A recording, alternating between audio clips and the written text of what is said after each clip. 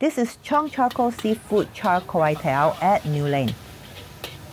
Everything here revolves around one thing, a plate of Char Koay Teow fried over real charcoal.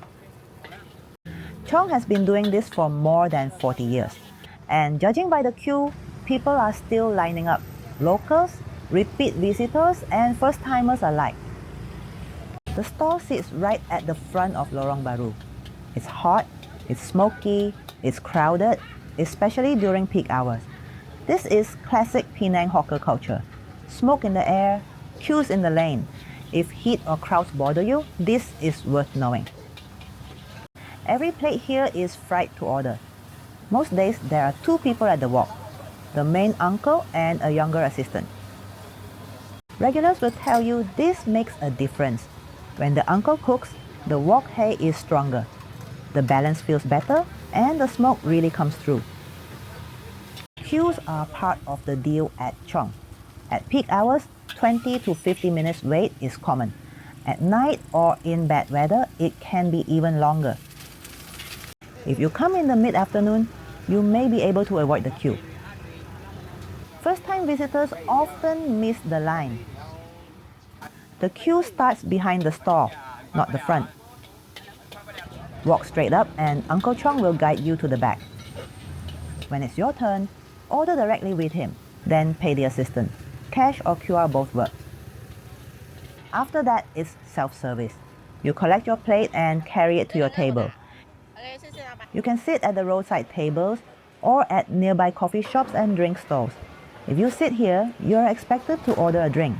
It feels like a table charge, but you get shelter from rain and smoke. This is a wetter style of Char Koay Teow.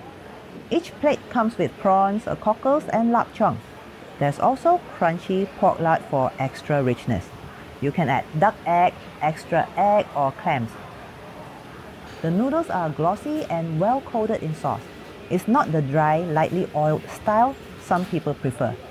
If you like dry noodles, this may feel soft at first. Fans say the sauce carries the smoky flavor better. The prawns are juicy and well cooked. The lard chong adds a savoury sweet depth. I ordered the duck egg version. It adds richness and more body to the noodles.